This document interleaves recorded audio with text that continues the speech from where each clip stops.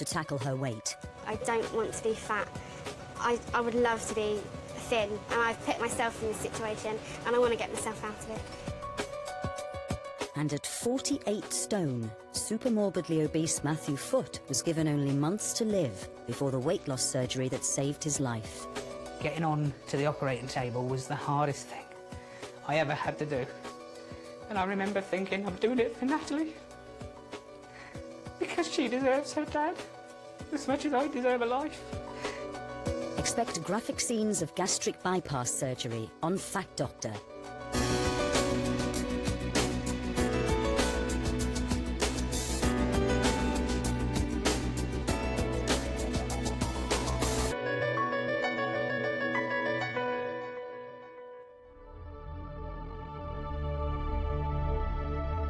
There are a staggering 24 million clinically obese and overweight people in Britain today, making us officially the fattest nation in Europe. More than 30,000 deaths a year are caused by obesity in England alone, and the annual cost to the NHS is an estimated £1 billion. Millions of Britons struggle daily with diets, but for most it's a losing battle.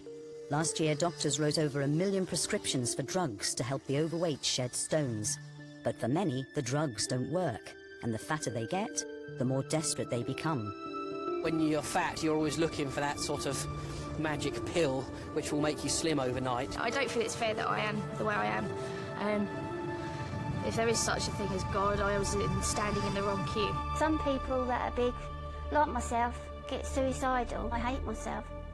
I hate myself a lot. This man offers perhaps the most drastic fix of all. Bariatric surgeon Shaw Summers carries out potentially high-risk but life-saving surgery to help the morbidly obese lose weight by reducing their stomachs to the size of an egg. Every patient who goes under his knife has already tried and failed at weight loss regimes, from fad diets to slimming pills, in a desperate bid to lose the fat. For the type of person that I treat, the ones with severe morbid obesity, we know that anything other than surgery is largely futile. Nothing else really works. Shaw performs operations on some of Britain's biggest, all of whom go under his knife in a desperate effort to lose weight. OK, I've just passed the point of no return. And at up to £12,000 for a gastric bypass operation, the surgery Shaw performs isn't cheap. But he's convinced it's one of the most cost-effective treatments available on the NHS. It's like the old saying that if you think education's expensive, try ignorance. It's the same thing. If you think obesity surgery is expensive, try not treating it and see how much it's going to cost. This is how the operation works. Food goes down the gullet from the mouth into the stomach, which is a little bag that helps mix and digest the food. Then goes on into the small intestine, which is a wavy tube that ends up in the large bowel. Now, in order to design an operation that stops people eating and also causes them to absorb less food, a chap called Mason described what's called the gastric bypass. Now, this involves making the stomach very much smaller, and we tend to do this by either stapling across the stomach so that we have a tiny little stomach pouch, or we actually cut the stomach in two so that the bottom bit is disconnected from the top bit. Once that's been performed, we then measure down the small intestine about 1/3 of the way down, and we cut the small intestine. We then reroute the way the food goes so that this pouch empties via a small hole into this bit of small bowel. Now, the reason for making the stomach very much smaller is that people will feel full more quickly, and they won't be able to tolerate large meals of stodgy food. So that is the restriction element of the operation. The reason for bypassing the top part of the small intestine and the rest of the stomach is that that does two things. It reduces the absorption potential of the digestive system, and it also causes a number of reactions against certain types of foods. If I can now draw what a bypass procedure would look at the end of the operation, the gullet carries the food down to a small stomach pouch. The stomach pouch then empties into this bit of intestine, which is joined to the stomach pouch and carries the food into the large intestine as before. However, the rest of the stomach and the upper small intestine still remains. We don't remove anything with a gastric bypass operation. It's the rest of the stomach that now just sits there doing not much but create secretions will be joined onto the intestine lower down in a sort of Y shape. And this area here is what's called the Y of the roux en Y part of the operation. And because we've bypassed the majority of the stomach, it's called a gastric bypass. Now, the effect of this bypass will be that any sweet foods or high-calorie foods going into this bit of intestine without going through the rest of the stomach causes a reaction, and that reaction is lightheadedness, nausea, shivering, what we call the dumping syndrome. And it works as a kind of aversion therapy against people eating the wrong kinds of foods. Here are some of the men and women for whom this life-saving surgery has worked. I've lost 27 stone. They are some of Shaw Summers' former patients at their annual reunion. I lost 13 stone in 12 months. That gave me my life back. I've got 2 kids and maybe now I'll see them grow up.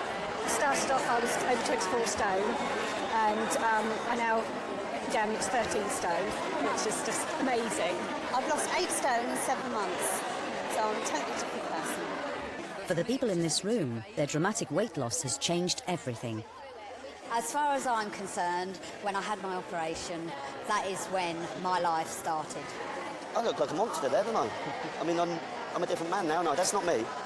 I just feel so fit now, it's just amazing. Well, I would be very, very surprised if I would have made it past the age of 50 before the operation. I went from having a life expectancy in very early 50s to everything being normal.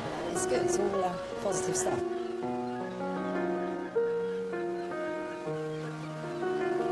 It's a beautiful day at Milford by Sea on the south coast. But while other people strip off to take advantage of the hot weather, 23-year-old Rachel Barris is keeping her clothes on.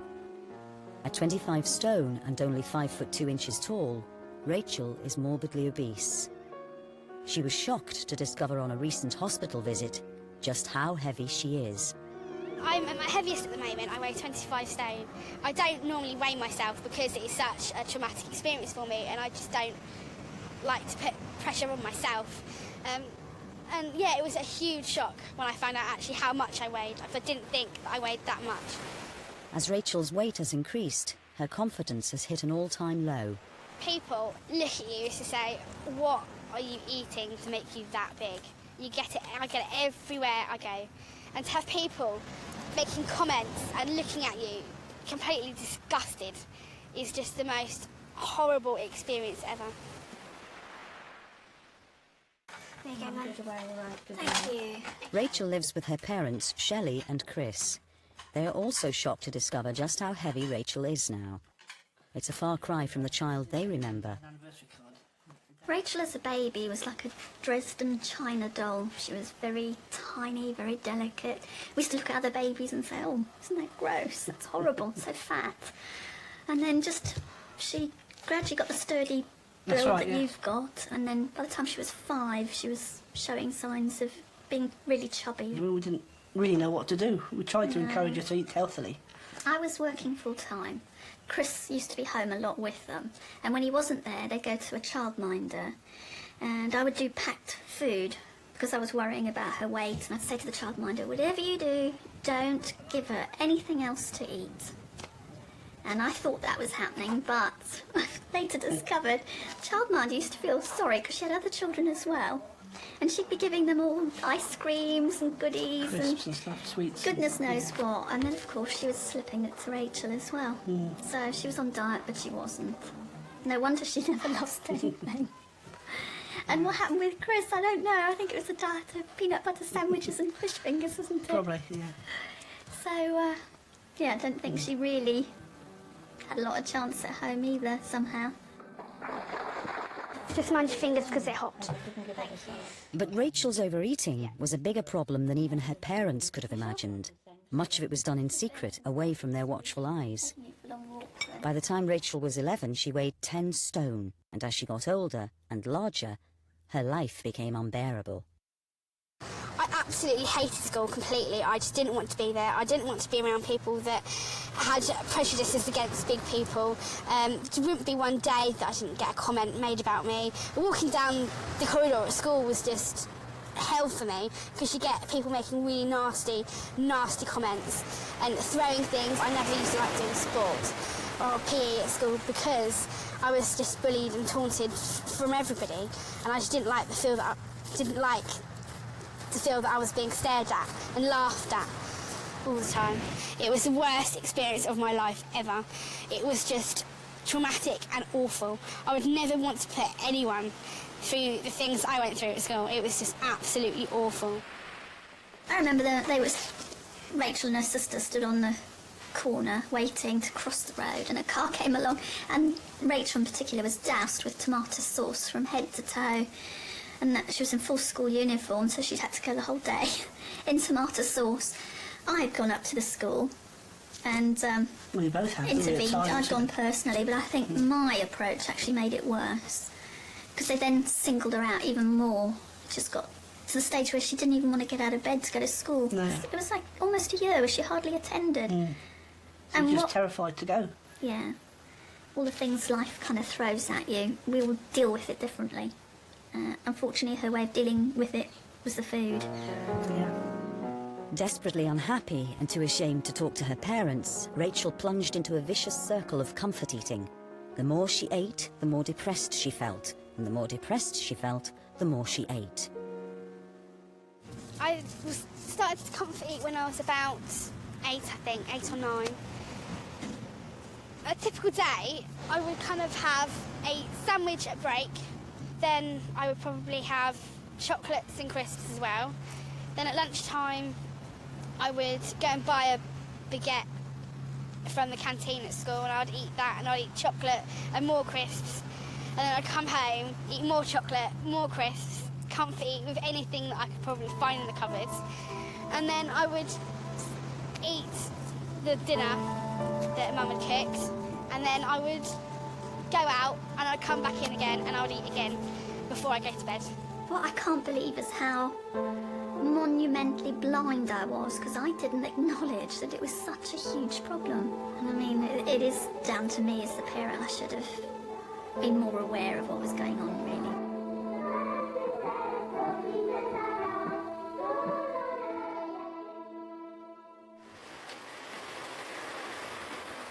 Rachel's weight has had such a devastating impact on her life. She's been on medication for depression for the past 6 years.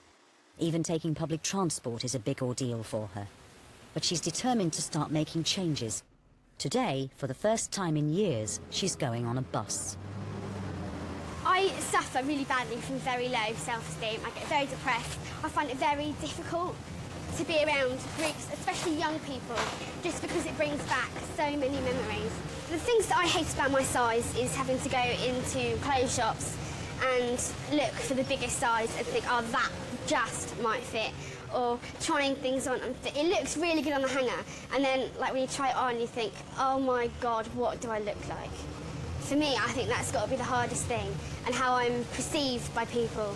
I mean, because at work I've had people not going through my checkout because of my size, or look at me in absolute disgust and just think, what has she done? Why is she like that? She must eat so much. I mean, for me, I think it's probably thinking what other people think of me. I think that's the hardest thing for me. But despite her size, Rachel doesn't believe her present diet is to blame. I don't eat a lot at the moment. I used to eat a huge amount. That was when I was at school, that was when I was unhappy, and I don't have any defence for that, and I've put myself in this situation and I want to get myself out of it. I don't want to be fat. I would love to be thin. Back home, Rachel prepares some lunch. She has tried a succession of diets in an effort to lose weight, but has now decided to take drastic action. Rachel wants to have obesity surgery in the hope it can give her the body she dreams of. At long last, Rachel has a referral to see Shaw Summers at his clinic for overweight people. She's praying he'll agree that surgery is the only way forward. How long have you been bigger than you would like to be? All my life. Even as a child? Yeah. Okay. Have you managed to lose weight successfully in the past? No, it's just yo-yoed. I've done various different things, and I was seeing a dietitian, and for example, 1 month I would lose 1.5 stones, and the next month I just put it back on, and I was doing exactly the same. And looking at your weight today in relation to your height, we're able to give you what's called a body mass index number, and it's over 60. Yeah. Okay. So, from your point of view, Rachel, we've got to do something to help. You know, if you can't do it yourself, then the next thing to consider is some kind of intervention. How do you feel about going ahead with surgery? Scared, apprehensive, but I need to do something. Okay. You agreed with that? I'm just scared about the option. I think it's always difficult looking at a large but otherwise healthy individual and thinking, well, why are we taking a risk? I think the only way to get that straight in your mind is to think of the longer term. And by the time you're 33, your chances of something happening to cause you to not be here are probably higher than the risks of us doing surgery and you successfully losing weight. Now, I know this is all probablys and maybes, and what you don't want to do is risk your daughter on a definite day, because that's what it boils down to. That day we're taking the risk. If all goes well, then great. If it doesn't, it doesn't. What you next have to consider is Rachel's quality of life. And if you were to say, well, do you want to stay like this? No. No. There you go. Because we're saying yes, and because we're going ahead with surgery, I'd like you to really, really try to be good. Yeah. All right? Yeah. I'd like you to do lots of walking, walk places rather than get lifts. So you just raise a bit of perspiration, get your heart and lungs working. But, you know, you've got something to aim for now. Definitely. All right. Definitely. Good. Lovely to meet you. Thank you very much. Okay. Shaw Summers has reached his conclusion. He will go ahead with surgery for Rachel, and she is thrilled. All right. Thank you very, very much. Okay. Thank you. Bye. Bye-bye. Okay. Happy girl. I think the most important... 30-stone Anna Pitter is at the clinic to see Shaw. 34-year-old Anna is hoping to have gastric bypass surgery in 2 weeks' time and is here today for the results of her preoperative assessment. Since I saw you 1 year ago, your weight has increased a lot. I think you're nearly 20 or 30 kilos more than when I last saw you, Anna. I think if we were to operate on you in 2 weeks' time, there is a very strong chance you would not survive. I think you do need the operation, but I think we have to do some work first. I don't want to do something that will possibly kill you. Now, are you happy to work with us to try and make that happen? You have to. Yeah? Yeah. I have my emergency tissues. There we go. It's very difficult to... Yeah, it's not easy, and I'm not going to pretend it's going to be easy to make you better. But I think, Anna, you would understand in 1 year you have put on 30 kilos nearly. Since I saw you 1 year ago, you've put on 30 kilos. And, you know, the risk from 1 year ago to now is very different. Yeah. 1 year ago, if you were still the same weight as you were 1 year ago, the operation, we would go ahead. Unfortunately, this changes everything. Yeah. Are we still friends? Yeah. Okay. But Shaw must remain firm. But you have to do this work, though. I can't lose the weight for you, neither can your husband. You have to do this. Okay. Anna and her husband Carlos return home. They're struggling to take in the news that Anna's operation has been cancelled.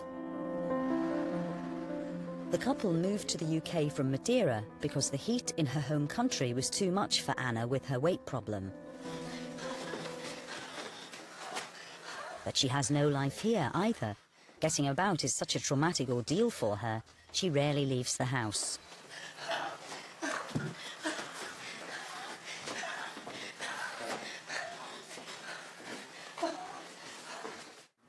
Her days are spent trapped in an upstairs room. Husband Carlos has to wait on her hand and foot. Some people from my family already told me if I'm stupid or what, living with a woman like her. I know it's nice, look to a skinny woman, but for me, I prefer the one who's next to me.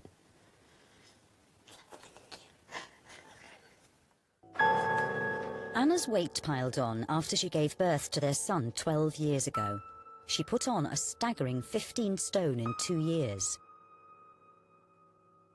Anna no longer recognises the woman staring back at her from old photos. So when you see slim now, I'm fat. So what's the difference? And how does it make you feel? Angry. But Anna needs to lose weight soon if she's to stand any chance of getting a gastric bypass operation. But she doesn't believe her diet is to blame for her enormous size. I eat like for baby. It's not the food causing that getting bigger. There's going to be something wrong inside her. Need to be sorted out. Why do you think you're putting on the weight? I don't know. But the fact remains, if surgeons were to operate on Anna now, it's unlikely she'd survive the surgery. In the meantime, her health is deteriorating rapidly. You need this operation very quick, because my wife is suffering a lot.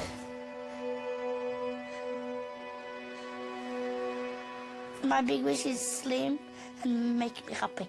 Pretty. With a big smile.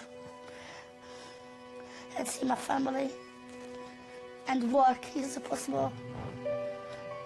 And make another person happy. The person who worry about me.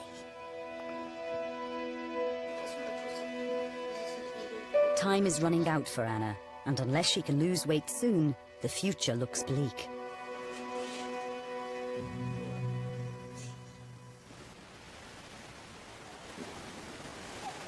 Back in Milford by Sea, Rachel's meeting up with boyfriend Ben to share the good news that her surgery can go ahead. They've been seeing each other for the past 2 years, and shop worker Ben is fully supportive of her decision to go under the knife to lose weight. I think it'd probably give her more confidence in herself, really. More self-esteem, because obviously having the weight and people staring at you and all that, it must wear down on you somehow. With me, it's never been wanting her to lose the weight for me. If she's going to lose it, there's only one person she loses it for, and that's herself. Simple as that. A little part of me wants to lose the weight for Ben, because it would be nice for him, when we walk in a room together, not to have everyone staring and making comments. I just can't wait to be slim, and I can't wait for people to turn around and say, oh wow, she's all right.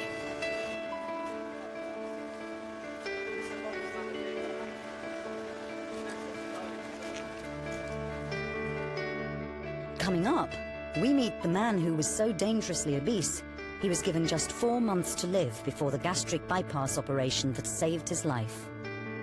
You just can't operate as a human being 48 stone. It's a prison sentence in your own body, in your own house. And as the morning of her operation comes round, Rachel's composure finally breaks. It's the moment Rachel has been waiting 5 years for. Today, she's finally having her gastric bypass operation. I'm feeling a little bit nervous, a bit apprehensive, but I know it's suddenly worth it, so I just can't wait to get in there now. I think so. I've got my underwear, towels. On her surgeon Shaw Summers' advice, Rachel has tried hard the past months to lose some weight before surgery. But although she's lost half a stone, sticking to a strict diet hasn't been easy. Had a bit of an incident the other night when I went out, and one of my friends was sat in front of me eating a packet of crisps. I just wanted to kind of snatch it out of his hand and eat it myself, but I didn't. Do you want the solitaire? Yes. Mum and Dad have been so supportive. They've been absolutely fantastic through this. They won't eat in front of me or anything. If they can eat, they'll go outside or in the kitchen or somewhere else that I'm not to eat. Or they've either gone out for dinner so I can't smell it or see it or anything. So they've been really good. I think they're a bit nervous for me today, which is understandable, really. It's an emotional week for Rachel. Whilst she's putting on a brave face for her family, in private, she's struggling. I I found out on Monday that one of my friends died on Sunday, so I've had that upset all week. It's been a very, very odd, surreal week, but I've just taken each day as it comes. And I know that Jason will be looking over me, so... The service is today, and I find it very difficult because I can't go.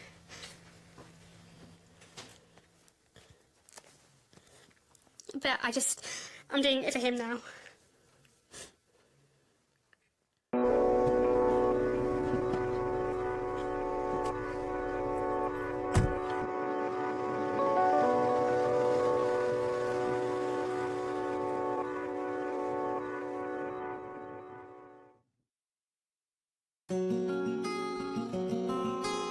Along the coast from Rachel in Weymouth, one man is thankful that hospital visits are finally a thing of the past.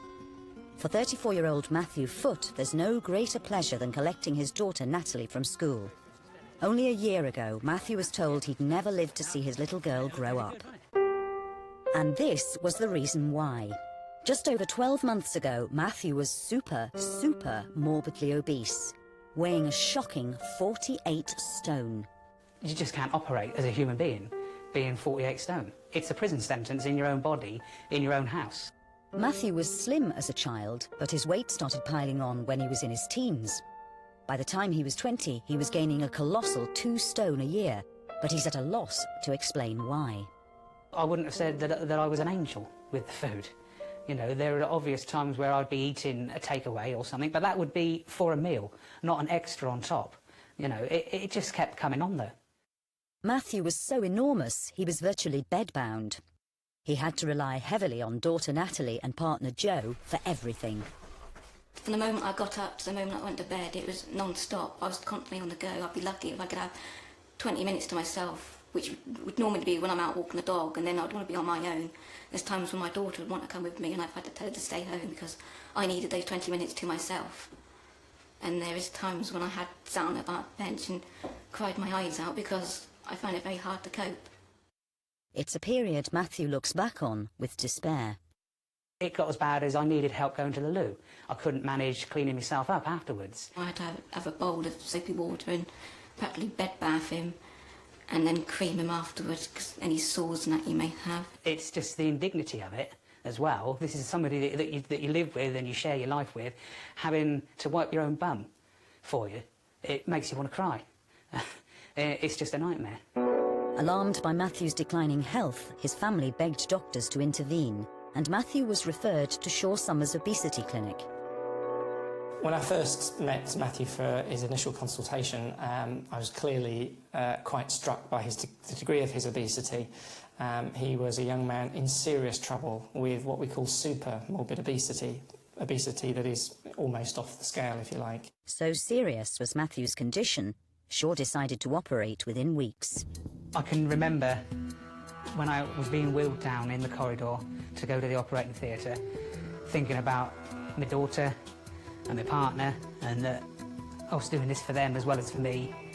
And without doing it, I wouldn't be seeing them for my next birthday. And getting on to the operating table was the hardest thing I ever had to do. And I remember thinking, I'm doing it for Natalie. Because she deserves her dad as much as I deserve a life. They deserve to have me with them. And it was so hard. But I had to do it. And without doing it, I wouldn't be here now to enjoy life with them. All right, this is your project, Alan. How's it doing? Since his gastric bypass operation a year ago, Matthew has lost an incredible 24 stone, half of his original body weight. OK, well, this is the bed where I spent 3 years of my life living, just led there, watching a TV that was over here, calling for help for people and making my way to the loo. And this is some of the clothes I was wearing. This is the sort of thing I had to wear. This is an 8 extra large. I actually wore this going to the hospital. And I used to live in this. This was skin tight, believe it or not. And how does it make you feel when you look at that now? Well, it's enormous, look at it. You can fit a circus in there. But Matthew's not ready to splash out on a new wardrobe just yet. There's one final hurdle to overcome, and that's having his excess skin removed.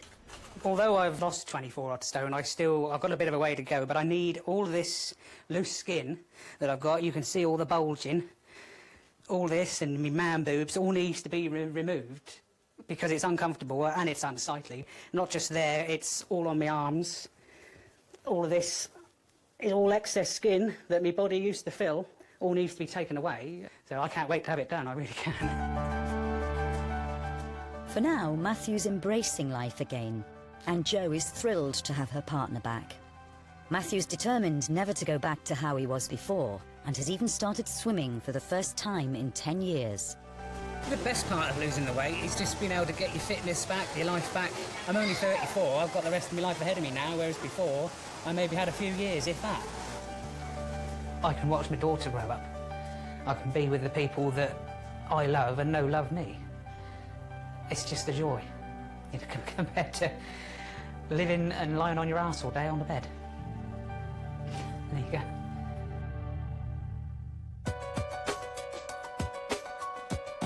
It's the day of Rachel's operation. Shaw Summers prepares the consent form for her to sign. This gives him permission to operate. Morning, Rachel. Nice to see you again. Today's the day. Are you happy about what we've been through in clinic? Yeah. Are you clear in your mind about the operation and your need to have something done? Yeah. Now, the operation has a number of potential complications. The risks of those things happening are easily outweighed by the benefits of getting you to lose significant weight through the op. Yeah. So we're doing a positive thing today to try and help you get a grip on life again and get yourself back to normal. Yeah. Right, I need to get you to sign the form to say that I can do this for you. Okay. All right. I'll give you the pen. Can I just check that that's you, Rachel Yeah. Barris? I'll ask you to sign and date there to say that you agree and understand all that. 8th. Yeah. Sorry. That's all right. Lovely. Okay. I shall see you soon. I'm going to change into my pyjamas and then we'll get cracking. All right. Yeah. We'll see you later. Thank you. Rachel may be putting on a brave face for sure, but with the operation only minutes away, she can no longer hide her anxiety. At the moment, I'm absolutely bricking it. Very emotional. Let's see what's happened now. Can't wait to get it over with.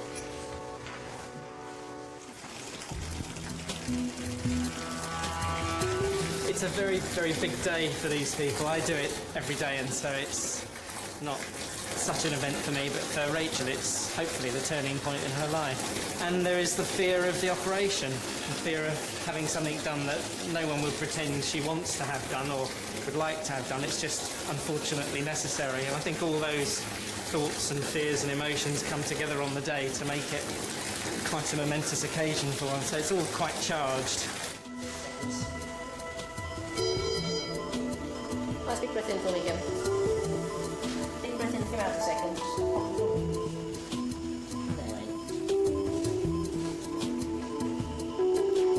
Right.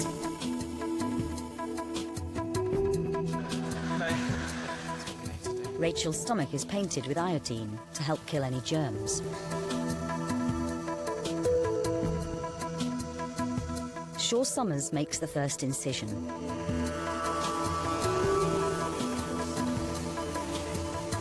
It becomes obvious just how deep the wall of fat in Rachel's abdomen is. Oh, she's a big girl. I'm already finger depth and I haven't got to her tummy wall yet. So we're just going through the fat around her abdomen.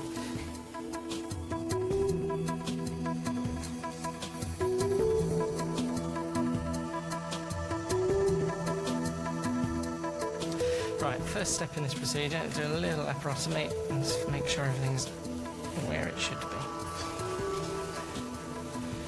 And then I'm going to feel around down here.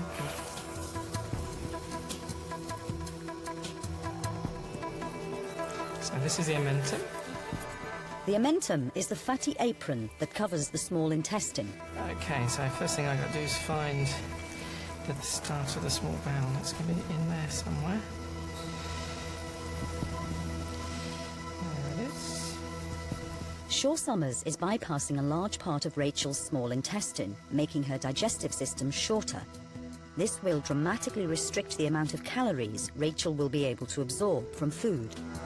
Some patients need a really long bypass to get any real effect. Some people can get by with a fairly short bypass.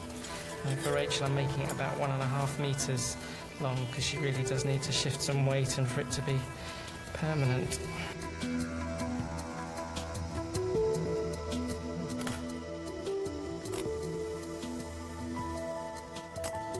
She has just such the deepest, toughest abdominal wall. She's actually very chunkily built. It's not just fat, she's actually quite a thick-set girl as well, so it just makes it very difficult to get any sort of access without splitting her right open, and that's clearly something we don't want to do. The next step is to reduce the size of Rachel's stomach. Using a stapling gun, Shaw Summers will create a new small pouch, meaning that from now on, Rachel will only be able to eat tiny amounts of food. Right, this is a transverse stapler, PL90, and that's going to go across the stomach. OK, swab on the stick now, thanks. Just got to get that gun positioned where we want it without it damaging anything. That's it, staples fired. What I've done is stapled across the top of the stomach so that she has a tiny little pouch about the size of an egg where the food will go into, and then it can't go down into the rest of her stomach. The final and crucial stage of the operation is joining the bypassed part of small intestine to the new stomach pouch. As Shaw Summers prepares to stitch Rachel back up, he discusses with colleagues what measures could be introduced to try to tackle obesity. Such is the level of convenience food eating that you could, if you could tax prepared foods like tax ready meals or things like that, takeaways. What is it that creates morbid obesity? Is that, what are the foodstuffs that do it? Those are the ones that you have to hit, isn't it? Most patients will go for ready-made and easily accessible calories, and that's the problem. Crisps is the devil's own food. I love them, but so do these people, and that's the problem. You know, most often they'll say, well, I had a packet of crisps, but then I ate the rest of the 12-pack, and that's the real problem. OK, can she flatten off again now? Thanks. Whew. Now we've got to close all that up. All that's left to do now is to stitch Rachel back up. I was operating right at the very limit of my instruments. You might have noticed the instruments are about 12 inches long, and I was right up to the handles. So it was slow but steady, and I'm perfectly happy with the way it's all gone. We've achieved exactly what we planned to achieve for Rachel. OK, flush. Next slide. After 3 hours, the operation is finally complete, and Rachel can be taken to recovery. Coming up, find out if the operation was a success, and if Rachel's on the way to achieving the body of her dreams. At 25 stone, Rachel was morbidly obese, and her self-esteem had hit an all-time low. Diet had failed, and gastric bypass surgery was her last-ditch attempt to lose weight. It's been a month since her operation, and she's at the clinic today to be weighed for the first time. Can I get you on the scale? Yeah, of course. There you go.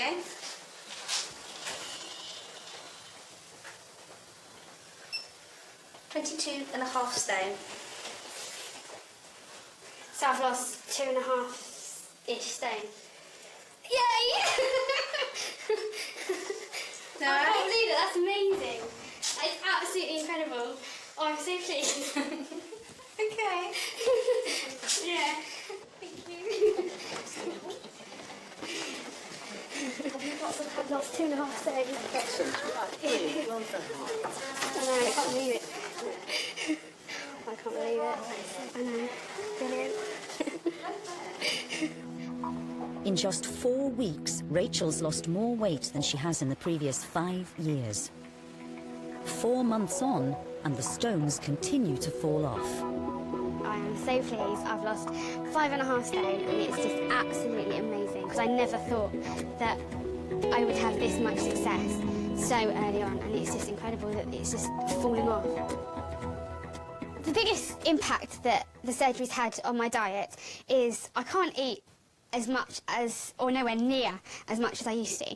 I mean, before I used to eat crisps, chocolates, all the rubbish that people shouldn't be eating, and I was just overloading on it. And now I can't eat chocolate anymore. I think in a bar of chocolate, I can eat like 2 squares, and then I start to feel sick. So, I mean, for me, I could eat bars and bars of chocolate and it wouldn't have an effect on me. And now I can eat two little squares and I feel sick. I mean, to me, I never, ever thought that would ever happen. But it is just incredible. Some of the things that this surgery does is just amazing. I mean, no one could have ever have thought it. Come on. Parents Chris and Shelley are thrilled at the huge difference they've seen in their daughter. I think it's brilliant. It really is. She's feeling a lot happier with herself, more confident. Definitely more confident. Yeah, and more relaxed. Not quite having to prove herself quite so much all the time. Should we go? Yeah, I'd always cheat. I'm very happy she had the operation. I was very nervous for her to start with. But where she got the courage from and how she went through with it, I don't know. It's truly astonishing that she did. And to get from there to here, now, it's just unbelievable. It's great. It really is great. Rachel's weight loss means it's time for a new wardrobe. Her slimmer figure means she can finally fulfill her dream of being able to shop in fashionable stores. It's time to hit the shops with boyfriend, Ben. I like this one, Ben. What do you think? Pink, isn't it? I know. Haven't done pink before. It's really nice having the choice of what clothes shop you go into instead of just being stuck with the one. What do you think of that one? That's quite a nice top. I can now go into shops and just buy clothes, but I have to try and stop doing that at the moment because I'm losing weight so quickly that I will be able to wear them one week and not the next. That was just a bit bright, really, isn't it? I was a size 32 at my biggest. I am now buying tops that are a size 24. And my weight is just going to keep falling and falling, and it's great. No, that's different. I've tried it on. I think you look good in that. Okay, find one in my size. I think Rachel's much happier now because she's lost the weight and people don't look at her as being this big, fat person. I think Rachel in herself feels prettier, but I don't think she'll feel that way until she's down to the perfect size she wants to be. But I think that she does look better for losing the weight, and she is looking quite stunning. It's so nice to have other people comment on how well I'm doing and how well I'm looking. I think for me that is a huge boost. It really is. The best thing about the weight loss is all of it. I have to say, it's just everything. Everything is changing, and it's great.